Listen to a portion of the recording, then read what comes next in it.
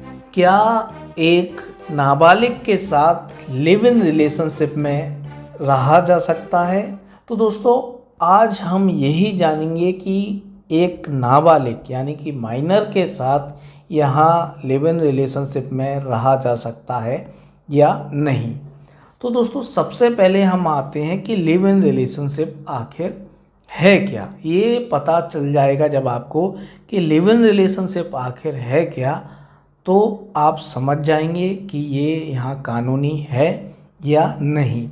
तो दोस्तों, live in relationship का मतलब है कि एक लड़का और एक लड़की यहाँ बिना शादी किए हुए ही यहाँ पर एक घर में या किराए के घर में यहाँ पति पत्नी की तरह रहते हैं। तो उन्होंने शादी नहीं की और फिर भी वो पति पत्नी की तरह यहाँ रह रहे हैं। तो दोस्तों, आप समझ ही गए कि वो पति पत्नी की तरह यहाँ रह रहे हैं, यानी कि फिजिकल यहाँ रिलेशनशिप उनके बीच में बन रही है, सेक्सुअल इंटरकोर्स यहाँ हो रहा है।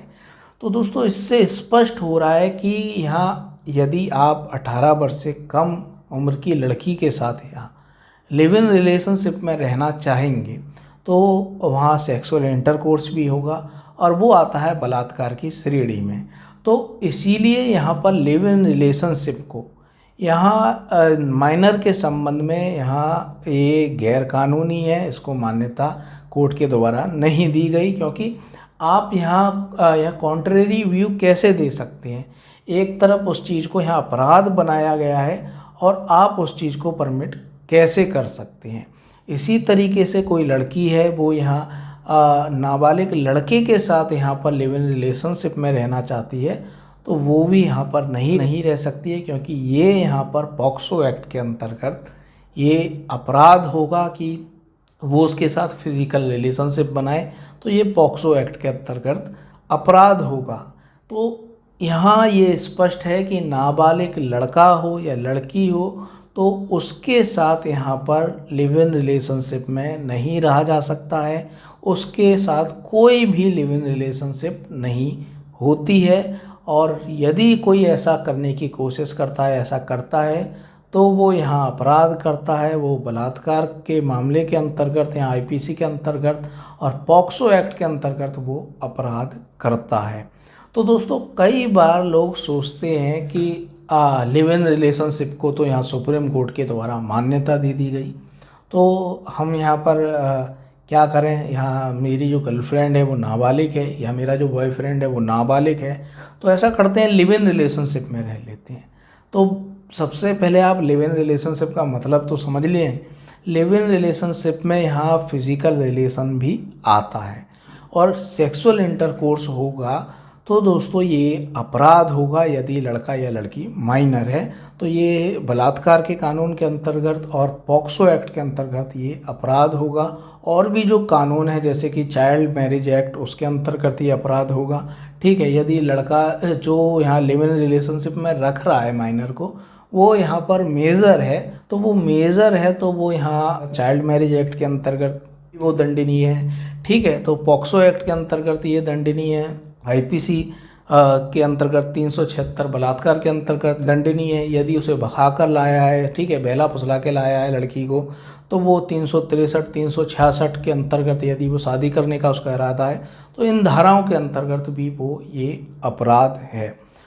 तो दोस्तों, एक सिचुएशन और देखी जाती है यहाँ पर बहुत से मामलों में कि लड़की का ये आरोप रहता है कि मेरे घर वाले ज़बरदस्ती, जो माइनर लड़की है उसका ये आरोप रहता है, मेरे घर वाले ज़बरदस्ती मेरी कहीं और शादी करना चाहते हैं और मैं इस लड़के से यहाँ प्रेम करती हूँ, मैं खुद ही भागकर इसके घर पे आई और मैं इसके साथ रह रही हूँ। ठीक है, तो दोस्तों ऐसी स्थिति में क्या होगा। तो दोस्तों, ऐसी स्थिति में भी, क्योंकि यहाँ जो लड़की है माइनर है, उसकी कंसेंट यहाँ कोई मायने नहीं रखती है। यदि वो ऐसा आरोप लगा रही है कि उसके घर वाले मारपीट करते हैं, उसकी ज़बरदस्ती यहाँ शादी कराना चाहते हैं और वो नाबालिग है, तो दोस्तों यहाँ पर बच्चे की कस्टडी यहाँ उसे तो दी नहीं जा सकती। जिस लड़के के साथ वो रह रही है उसे तो बिल्कुल नहीं दी जा सकती। तो जिस लड़के के साथ वो यहाँ रह रही है, भाग कर गई और उसके साथ रहने लग गई, उसे बच्चे की कस्टडी नहीं दी जाएगी। तो ऐसी माइनर बच्चे की कस्टडी किसे दी जाएगी। तो ऐसी जो एनजीओ रहती हैं, सामाजिक संस्थाएं रहती हैं जो महिलाओं के कल्याण के लिए, बच्चों के कल्याण के लिए बनी रहती हैं, तो उस ज़िले की उस संस्था को यहाँ पर ऐसी बच्ची की कस्टडी दे दी जाती है, क्योंकि बच्ची यहाँ माँ बाप के साथ नहीं रहना चाहती, माँ बाप उसके साथ टॉर्चर कर रहे हैं। तो जब तक यहाँ पर बच्ची राज़ी नहीं होती अपने माँ बाप के साथ रहने के लिए, तो उसकी कस्टडी यहाँ पर ऐसी संस्थाओं को जो उनके विकास के लिए बनाई गई हैं, उनके कल्याण के लिए बनाई गई हैं, तो उन्हें बच्ची की कस्टडी यहाँ दे दी जाती है। तो दोस्तों, जो हमारा क्वेश्चन था कि क्या एक माइनर के साथ लिव इन रिलेशनशिप में रहा जा सकता है या नहीं, तो दोस्तों कई बार कोर्ट ने ये स्पष्ट किया है कि माइनर के साथ कोई लिव इन रिलेशनशिप नहीं हो सकती है, और ऐसा करेंगे तो जो पॉक्सो एक्ट है, जो आईपीसी के अंतर्गत जो 376, 363 या ये धाराएं हैं, इसके अंतर्गत आप फंस सकते हैं।